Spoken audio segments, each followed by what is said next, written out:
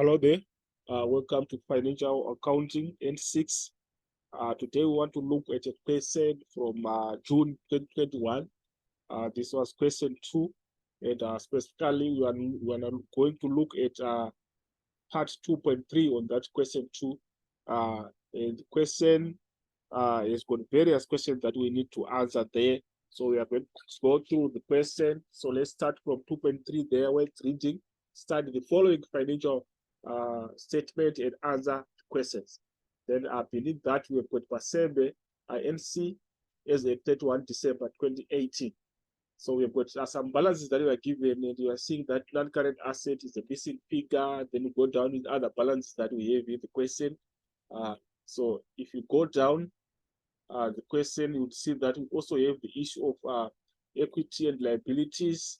We also have non-current liabilities that are there in the question, and also we have current liabilities. So beneath the balance sheet that we are given, we have got a question that is there, that is 2.3.1, and the question reads, what is the above financial statement called?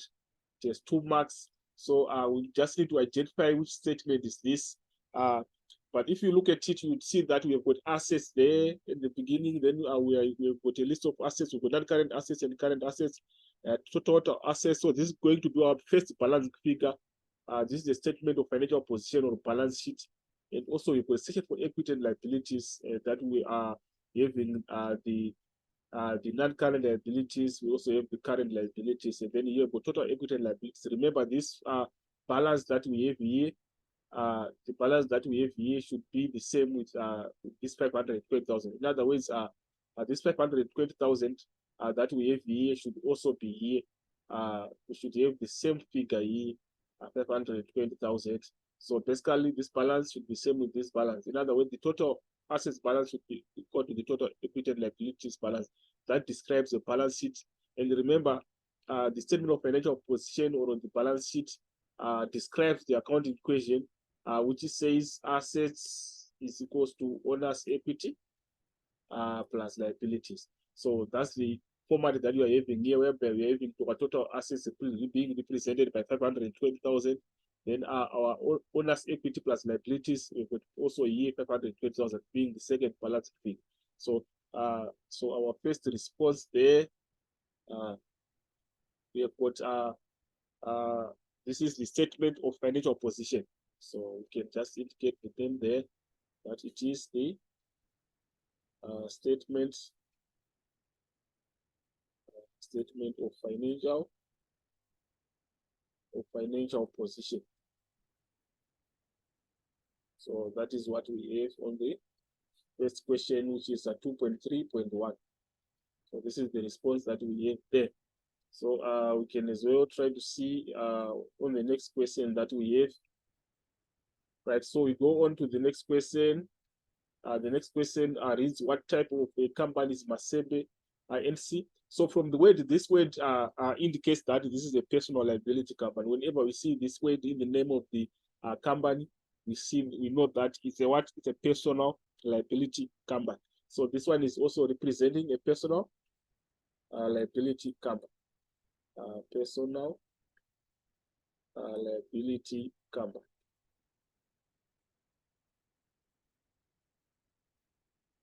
So that is what we have in terms of 2.3.2. That's the response that we have. Then I will go to the next question. The next question is saying, how does the company raise capital? How does the company raise capital? We know that for a company to raise capital, there's an issue of issuing shares. Remember, a company has got authorized share capital, that is the maximum allowed to raise, and then issued as the represents the actual shares that were issued. So as they are issuing shares, we receive cash. Remember, the double entry is that we debit the bank and we credit the share capital. So here they raise their capital through issuing of shares. So that's how so this one is going to be our 2.3.3. And we can just give a response by saying issuing of shares to shareholders. So here we can just say issuing of shares to shareholders. So this becomes the on 2.3.3. Then the next one is saying calculate the amount of equity. Calculate the amount of equity, and it was 3 marks. So you go up to the balance sheet or statement of financial position that we are given. And remember, we were saying this statement of financial position describes the accounting equation, which is here, which is saying assets equals owners' equity plus liabilities. So the figure that we need to calculate there is for equity. So we are just going to say the total for assets that we have is representing this one A, which is 520,000, is equal to our owner's equity is the figure that we are looking for, and the total for liability we have it there. It's 250 and 10,000. So we are saying it's equal to plus the total that we have for liabilities is 250,000, and then we add 10,000. So if you simplify this equation, it becomes we are going to, if you add this one 250 plus 10,000, you get 260. Then you make owner's equity sub with the formula, which means this figure will come here and become a negative. So it becomes 520,000 minus this one 250 plus 10, we get 260. So we get 200 minus 260,000 minus 206,000. Then the answer that we are supposed to get there is also 260,000. So that is the answer that we have there, 260,000. So this is the figure for our owner's equity. So this one represents our owner's equity, right? So that's what we have in terms of that part. So go down again to check the next question. The next question is how much will be recorded in the statement of financial in the statement of non-current assets if the following information is given. So we are given this information, and this information we are given this information, and we are supposed to calculate the figure for non-current assets, the figure that is being asked there for non-current assets. So basically, we know that in the statement of financial position, the figure that we put for every non-current asset is the carrying value or the net book value. So we are going to calculate the net book values of the current assets that we have there. So if you check here, to calculate the carrying value, we say carrying value is equals to costs minus accumulated depreciation. So we look at every non-current asset that we have there. So if you check in the balance that we are given, we have land and buildings as one of them, and then we've got equipment is the other one. So we've got two there non-current assets. So you see that land and buildings, there's no depreciation there. So we are not going to subtract anything in terms of accumulated depreciation. So we're going to check this figure as 300,000, and then we add to the carrying value of equipment. Equipment cost we have so we can just say carrying value of equipment. We calculate it now as costs. The cost you are given each as 30,000. You are seeing it. That's the cost, 30,000.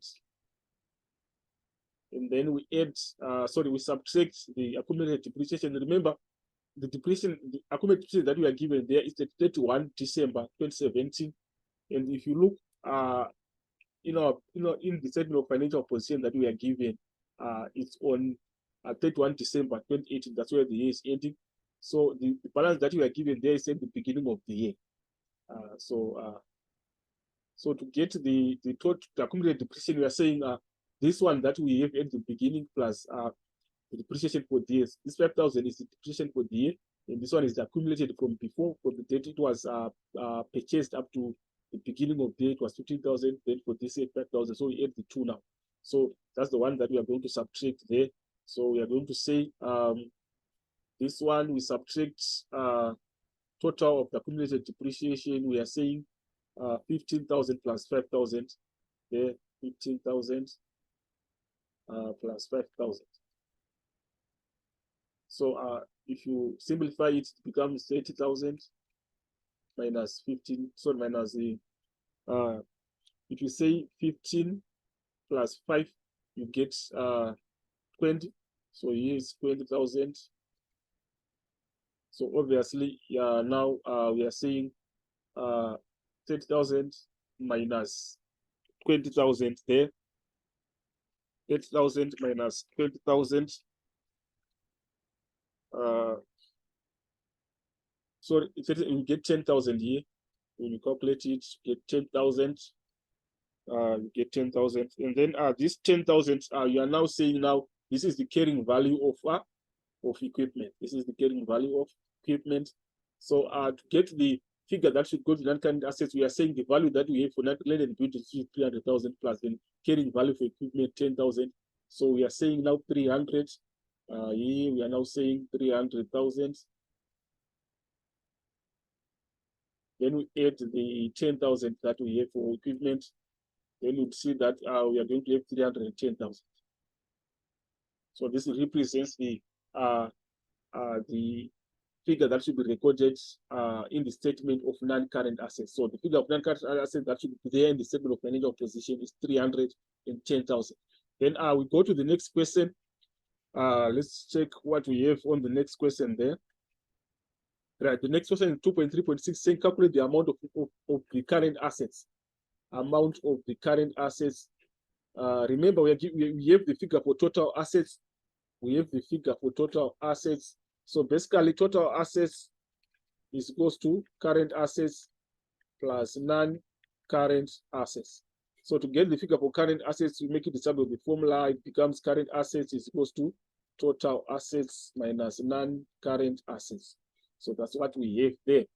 So if you check the figure for total assets in the statement of financial position, you would see that the figure for total assets you are given it the year is 520,000. 520,000. Then you subtract the figure that we got for non-current assets. Remember this figure there. This one is representing our non-current assets. This one. So to get now our current assets, we are now saying total assets, which is current assets is equals total assets, which is 520,000 from the statement. Then you subtract the non-current assets, which is 310,000. So that is what we have there. So if you subtract the two,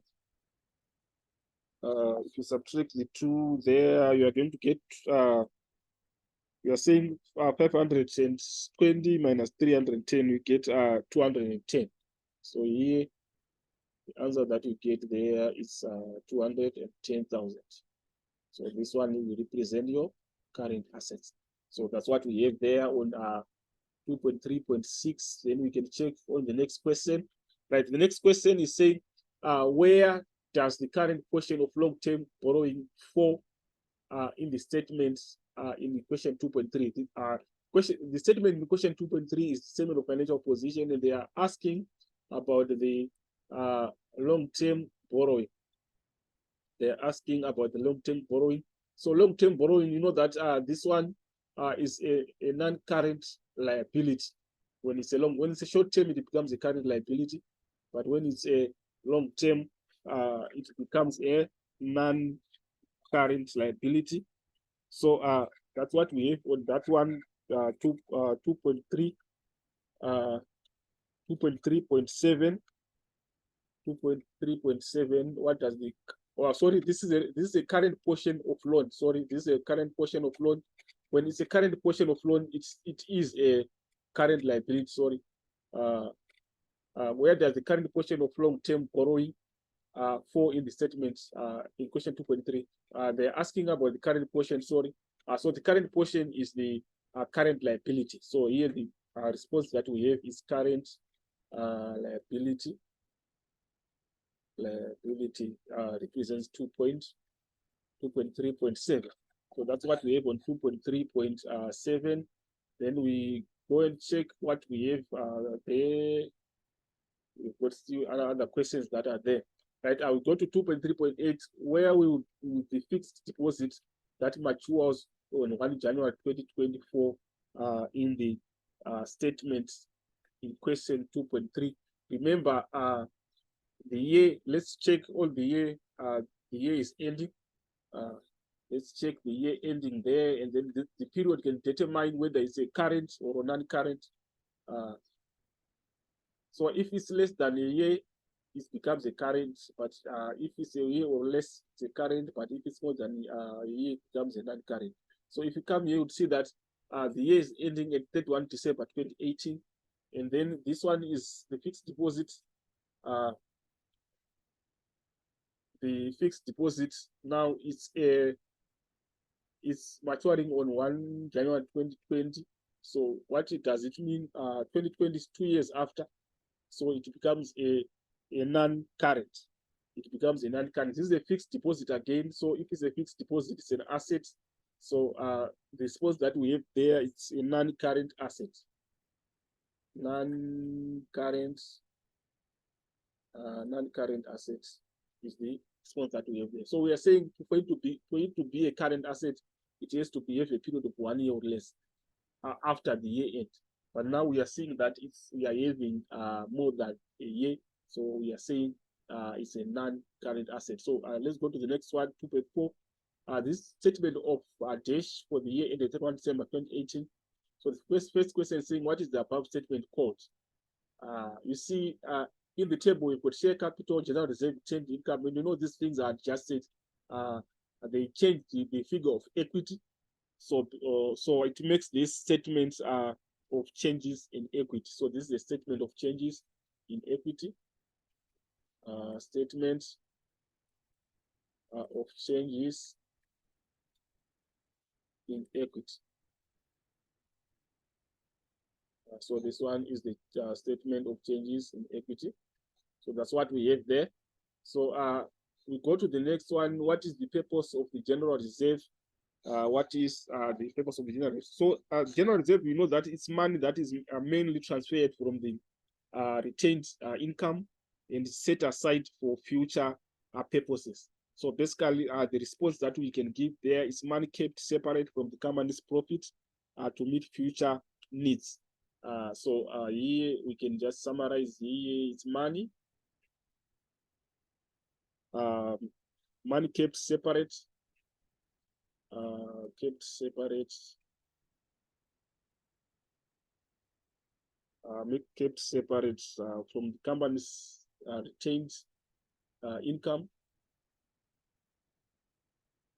From retained income to meet future needs. You can just say maybe to meet future needs. So this is the response that we can give in terms of 2.4.2. Then we go to the next one, which is 2.4.3. 2.4.3 is saying calculate the retained income if the following information is given. We are given this information, and then the question is saying calculate the retained income. So on the retained income, on the calculation of retained income, we remember we are going to start with retained income at the beginning of the year, and we are given it there, retained income at the beginning of the year, the one on 1 January 2018, that's where the year is starting. So this one is going to be our balance at the beginning. And then net profit before tax. Remember, we are supposed to add net profit after tax, and this one is before tax. And we also have some adjustments that we need to do first before that. That is, we've got general reserve. Still, this one will be adjusted after. So we can check for other adjustments there. Preliminary expenses to be written off against retained income. This one also we can adjust it later. Then we look at the next one. We've got bad debts of 700 rands and covered were not recorded. So this one is adjusted under income in the income statement. So we can adjust it so for us to arrive at net profit after tax. Remember, we are starting with retained income on 1 January. This is opening. Then we add net profit after tax. So we can adjust this one by adding. Then we've got accrued rent expense. This is rent expense that was supposed to be subtracted but was not subtracted. So we also subtract this one. And then the answer that we get by adding 700 and then we subtract 250, we now calculate the tax that's supposed to charge for that year, which is we are going to use the rate of 28% of the net figure. So then after that, we can now make the adjustment for general reserve, right? We can maybe try to prepare a small statement there that will lead us to the answer required. So if we can say like this, then we will make a statement, and then there we say retained incomes, BD, retained earnings. Retained earnings, this is the opening balance, BD, this is at the beginning, and we are seeing that this is the 45,000 that we have there, so we put it here. And obviously now we add net profits after tax. Here you are supposed to add net profit after tax. So we can calculate that one. We are told that the net profit that we have before tax is 220,000. So we're going to say 220,000. Then we put in adjustment that we have there. We can recheck it. The adjustment that we have there for we have got bad debts of 700 covered. We are not recorded. This was an income which was supposed to be added but not added. So we are going to add 700. Then we subtract the 250 for that was accrued for expense. So we come here. We are now saying we are adding 700. Then we subtract 250. That was supposed to be subtracted. Then the figure that we are going to get is going to be the net profit before tax. If you say 220,000, let's try to calculate that one. 220,000, 220,000, and then you add 700, then you subtract 250. You get 220,450. 220,450. That's the figure that you get net profit before tax. Then we are supposed to calculate tax, and the rate for tax, remember, we are given there. We can check it again. The rate for tax is there. Income tax here 28%. Then you calculate now tax after we've got net profit before tax, and we are using 28% there. So we are saying times 0.28, and then if you calculate that one, you are supposed to get 61,726. So now this is now the tax. We are supposed to subtract it here so that we get net profit after tax. So we subtract here 61,726, and then we close the bracket. We close the bracket there. So if you calculate now 220,000 plus 700 minus 250, then minus the tax amount, then you get your net profit after tax, and the net profit after tax that you get there is 158,724. So that's the net profits that we have there, and then we still have an adjustment that we need to make there. The adjustments that we need to make, remember, we've got a transfer that is there that we need to look at. A transfer that we need to look at there. So we've got a general reserve still to be transferred to retained income 5,000. So what we are going to do there, we're going to transfer that one to general reserve. So you can just come here. You can come here and indicate that this is general reserve. So here it's a transfer to general reserve. So you can see general reserve. The amount is 5,000. And then obviously this amount now we are going to subtract it because it's going to reduce the amount. We're going to transfer it from the retained income, then we create a general reserve. So that's what we have. And then we can now calculate now the retained income at the end, which is the figure that we are looking for. So now we can have retained income at the end.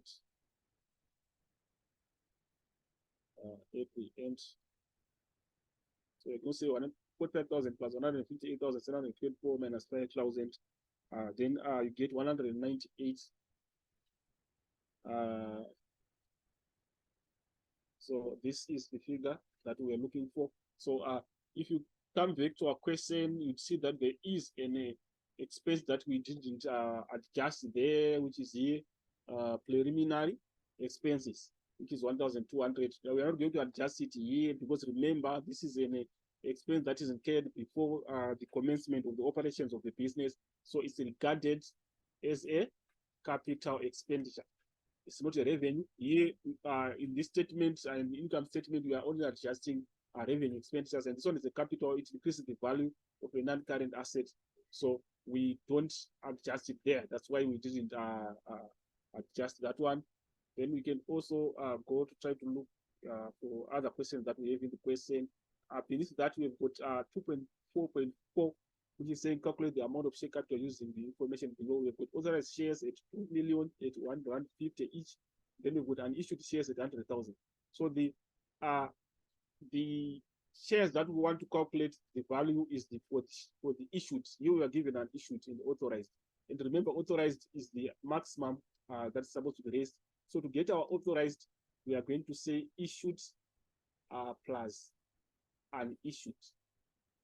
Issued to get unauthorized. So here we are given our issued is 2 million, and our authorized is 2 million. Then our issued is the figure that we are looking for. Then our unissued we are given it is 800,000. So to get our issued, we are just making some formula. Then it becomes 2 million subtract 800,000. Then our issued becomes, if you subtract this one, 2 million minus 800,000, obviously you're going to get 1,200,000. Then we are seeing that the value of the share is 150. So we are going to multiply that one, which is 1,200,000.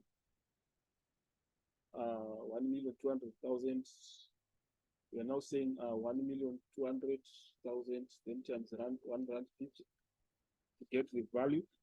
There, then you get 1,800,000. So this is the value of issued.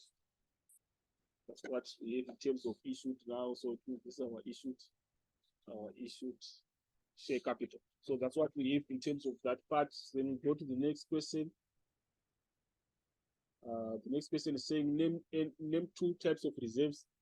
Remember, we've got many types of reserves with some general reserve or asset replacement reserve, and also we can have some non-distributable reserves.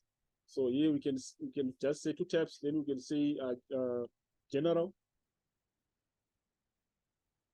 General reserve is one of them.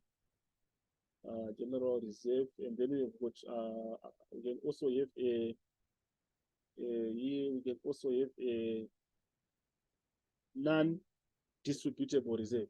Also, we can have a non-distributable reserve. So these are the 2 types of reserve that we can mention there. So that's what we have in terms of 2.4.5. Then we can move on to the next one. Is saying name 2 types of shares. Name 2 types of shares. Remember, we can have ordinary shares and preference shares. So that's what we can miss. 2 types of shares is here. We can have one ordinary